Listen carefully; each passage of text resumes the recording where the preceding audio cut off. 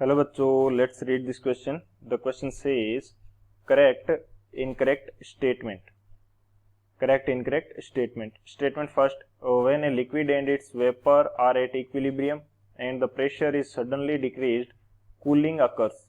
Statement second, if equilibrium constant for the reaction A2 plus B2 which is in equilibrium with 2AB is K, then for the backward reaction AB which is in equilibrium with half A2 plus half B2 the equilibrium constant is 1 by K.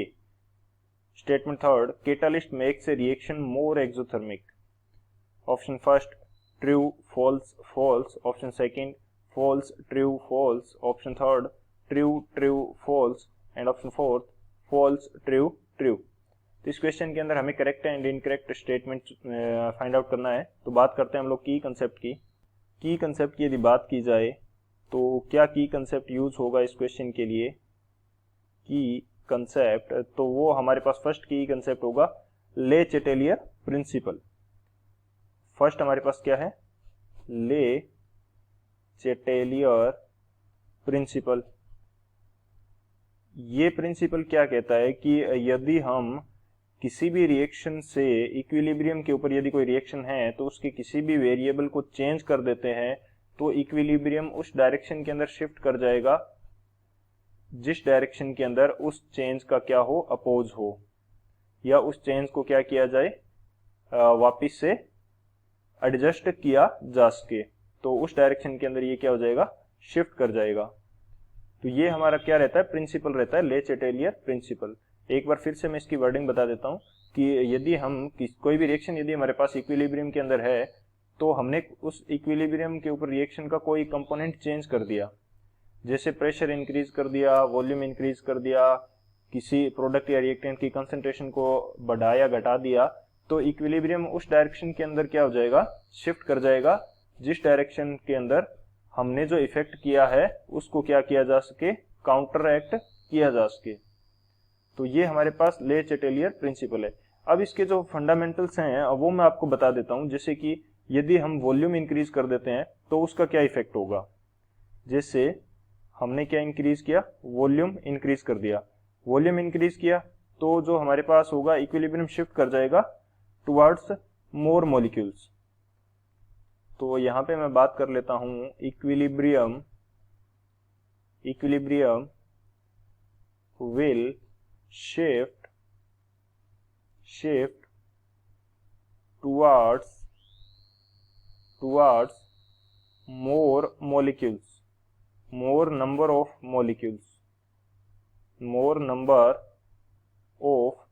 molecules. तो हमारे पास equilibrium उस side में shift होगा जिस side में number of molecules क्या हैं, ज्यादा हैं. इसी प्रकार से हमने प्रेशर इंक्रीज कर दिया तो हमारे पास क्या हो जाएगा, shift towards less number of molecules. Equilibrium will shift towards less number of molecules. तो प्रेशर इंक्रीज करने पे उस डायरेक्शन में शिफ्ट होगा जहां पे नंबर ऑफ मॉलिक्यूल्स क्या है, कम है. और इनका जो वाइस वर्सा होता है वो भी करेक्ट होता है, वाइस वर्सा जो है वो भी ट्रू होता है. तो यहाँ पे ये भी मैं लिख देता हूं, vice versa is also correct. तो एक तो ये हमारा की कंसेप्ट हो जाएगा. सेकंड की कंसेप्ट के अंदर हम बात करते हैं इक्विलिब्रियम कांस्टेंट की. किसी रिएक्शन के लिए इक्विलिब्रियम कांस्टेंट हम किस प्रकार से लिखते हैं.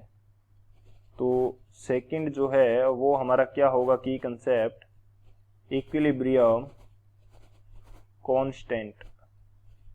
इक्विलिब्रियम कांस्टेंट जो के है वो हम किस प्रकार से लिखेंगे, वो हम देखते हैं. यदि मेरे पास कोई रिएक्शन दे रखी है जैसे A2 plus B2 which is in equilibrium with 2AB, तो इसके लिए यदि मैं मान लेता हूं कि मेरे पास इक्विलिब्रियम कांस्टेंट क्या है, K है. इसके लिए इक्विलिब्रियम कांस्टेंट K है मेरे पास. अब यदि मैं इस रिएक्शन को क्या कर देता हूं, बैकवर्ड डायरेक्शन के अंदर लिखूंगा तो वो रिएक्शन क्या होगी मेरे पास, 2AB which is in equilibrium with A2 plus B2. ये हो जाएगी जस्ट बैकवर्ड करने पे. तो इसके लिए जो k डैश आएगा वो मेरे पास क्या हो जाएगा, बैकवर्ड करते ही जो इसका इक्विलिब्रियम कांस्टेंट है वो 1/k हो जाएगा। इसी तरह से मैंने इसको बैकवर्ड किया और इसके जो नंबर ऑफ मॉलिक्यूल्स हैं उनको भी हाफ कर दिया, तो हाफ नंबर ऑफ मॉलिक्यूल्स करने पे ये AB बचेगा which is in equilibrium with half A2 plus half B2। तो यहाँ पे जो k डैश हमें मिलेगा वो क्या मिलेगा, 1/k to the power 1/2, 1/k to the power 1/2 हो जाएगा। तो ये हमारे पास मेन की कंसेप्ट रहेगा। बेसिकली इक्विलिब्रियम कांस्टेंट k लिखा कैसे जाएगा, जब मैं फर्स्ट रिएक्शन की बात करता हूँ A2 plus B2 which is in equilibrium with 2AB, तो ये मेरे पास लिखा जाता है इक्विलिब्रियम कंसंट्रेशन ऑफ AB, इसकी पावर हो जाएगी 2, यानी कि स्टोइकियोमेट्रिक कोएफिशिएंट जो है वो पावर के रूप में चला जाएगा, और डिवाइड में क्या आ जाएगा, रिएक्टेंट की इक्विलिब्रियम कांस्टेंट A2, और यहाँ पे आ जाएगा equilibrium constant of B2। Same तरीके से सभी इक्वेशंस के लिए इस प्रकार लिखा जाएगा कि प्रोडक्ट की equilibrium concentration with stoichiometric coefficient उनकी पावर के रूप में होंगे, और डिवाइड में क्या आएगा, रिएक्टेंट की जो इक्विलिब्रियम कांस्टेंट है वो आएगी विद स्टोइकियोमेट्रिक कोएफिशिएंट्स उनके पावर में रहेंगे। तो इस प्रकार से लिखा जाएगा। जब हम इनकी सेकेंड एंड थर्ड इक्वेशन की भी लिख के देखेंगे तो रिलेशन फाइंड आउट करेंगे, तो ये रिलेशन हमें मिलने वाले हैं। सो ये हमारा सेकेंड की कंसेप्ट हो जाएगा। थर्ड की कंसेप्ट की बात करते हैं। थर्ड की कंसेप्ट हमारे पास क्या होगा कि कैटालिस्ट जो होता है वो स्पीड इंक्रीज कर देता है रिएक्शन की। कोई भी रिएक्शन है और उसके अंदर हम यदि कैटालिस्ट यूज करते हैं तो वो कैटालिस्ट क्या करेगा, उस रिएक्शन की स्पीड इंक्रीज कर देगा बाय डिक्रीजिंग एक्टिवेशन एनर्जी। जब एक्टिवेशन एनर्जी को वो डिक्रीज कर देगा तो उससे क्या हो जाएगा, स्पीड ऑफ रिएक्शन जो है वो इंक्रीज हो जाएगी, और इसकी वजह से हमें एक डिफरेंट पेस पे एक डिफरेंट स्पीड से इक्विलिब्रियम अटेन कर पाएंगे हम लोग। तो यहां पे यदि मैं बात करता हूं catalyst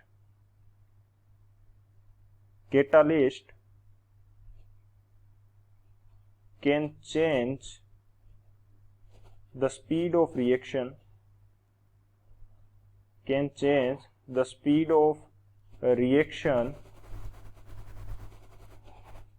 by changing activation energy,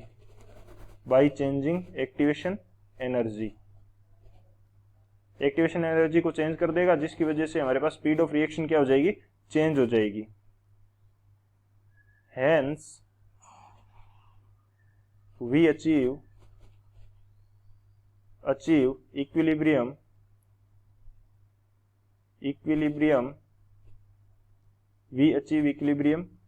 at different pace, एक डिफरेंट स्पीड से हमें इक्विलिब्रियम अचीव होगा। और कैटालिस्ट क्या करता है कि कैटालिस्ट जो होगा वो इक्विलिब्रियम कांस्टेंट k को अफेक्ट नहीं करेगा। Catalyst not affect equilibrium constant k, तो ये k के ऊपर कोई इफेक्ट नहीं करता है। ये हमारा क्या है, थर्ड की कंसेप्ट हो जाएगा। तो इन तीनों की कंसेप्ट की हेल्प से इस क्वेश्चन को सॉल्व करते हैं हम लोग। अब यदि बात की जाए सॉल्यूशन की, तो स्टेटमेंट फर्स्ट की हम सबसे पहले बात करते हैं। फर्स्ट स्टेटमेंट के अंदर हमें बात बोल रखी है कि जो लिक्विड है एंड उसकी वेपर, ये दोनों किसके अंदर है, इक्विलिब्रियम के अंदर है। लिक्विड एंड वेपर है, सॉरी, ये दोनों इक्विलिब्रियम के अंदर है। और हम क्या कर देते हैं कि प्रेशर डिक्रीज कर देते हैं। प्रेशर डिक्रीज कर देते हैं तो कूलिंग होगी, ये हमें बोल रखा है। तो अब प्रेशर डिक्रीज करेंगे तो इक्विलिब्रियम कहां की तरफ शिफ्ट होगा, इक्विलिब्रियम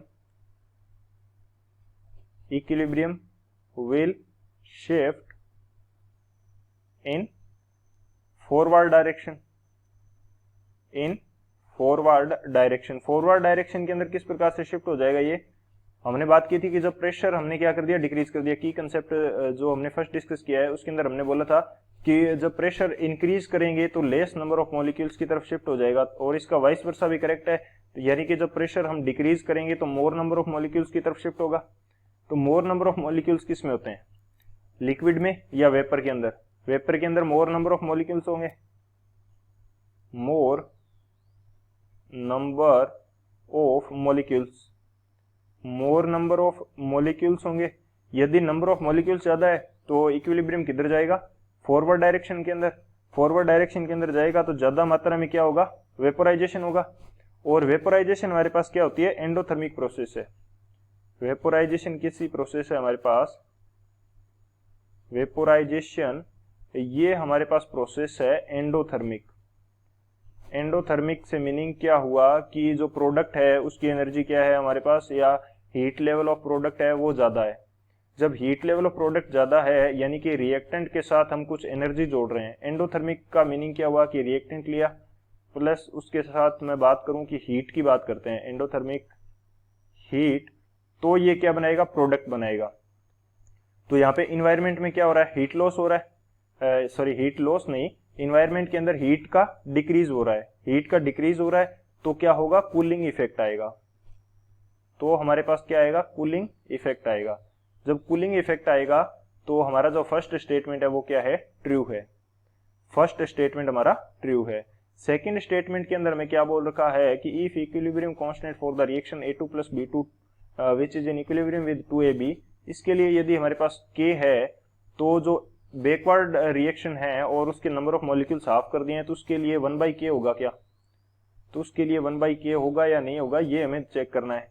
तो ये हमने इक्विलिब्रियम कांस्टेंट जो सेकंड की कंसेप्ट देखा था कि हमने रिएक्शन को बैकवर्ड डायरेक्शन के अंदर किया और नंबर ऑफ मॉलिक्यूल्स भी हाफ कर दिए, तो इक्विलिब्रियम कांस्टेंट हमारे पास क्या आ रहा था, K डैश आ रहा था और 1/K एंड इसकी पावर आ रही थी 1/2। तो 1/K नहीं है तो सेकंड स्टेटमेंट हमारा क्या हो जाएगा, फॉल्स हो जाएगा। सेकंड स्टेटमेंट हमारा क्या हो जाएगा, फर्स्ट ट्रू है, सेकंड क्या हो जाएगा, फॉल्स हो जाएगा। थर्ड हमारे पास क्या है, catalyst makes a reaction more exothermic.